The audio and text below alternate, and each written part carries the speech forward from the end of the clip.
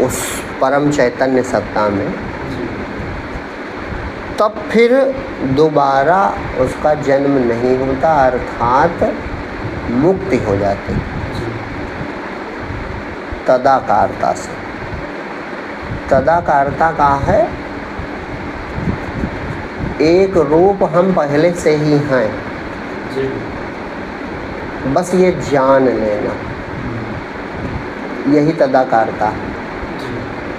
हम तो हैं एक रूप ही, मन चित्त बुद्धि अहंकार जीव भाव, ये अलगाव केवल व्यवहार में दिखाई पड़ता है तो बना दिया गया।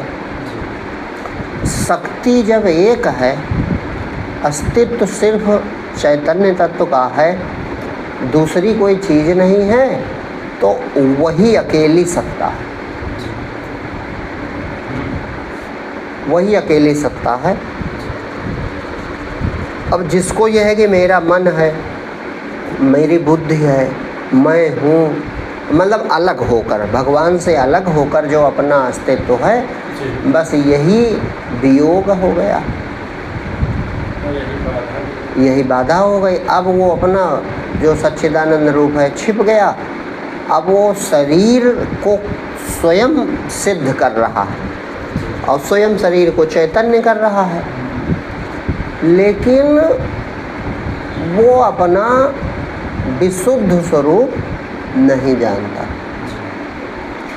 लेकिन जब सुनता है संतों से या ग्रंथ पढ़ता है कि मैं निराकार सच्चिदानंद हूँ, मैं चैतन्य तत्व हूँ, मैं इंद्रियगत अनुभव में आने वाली कोई चीज़ नहीं, इंद्रिय भी नहीं हूँ, मन भी नहीं हूँ, बुद्धि भी नहीं, तो वो अपनी धारणा करता है कि हाँ मैं इनसे अलग, मैं इन्हें जान रहा हूँ, ये मुझसे हैं लेकिन मैं इनमें नहीं हूँ, ये चीज़ें हैं ही नहीं।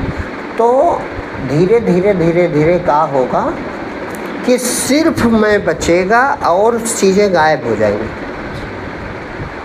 जैसे आप जब कोई चीज़ ना सोचो तो वो कहाँ बनती है, नहीं बन रही है।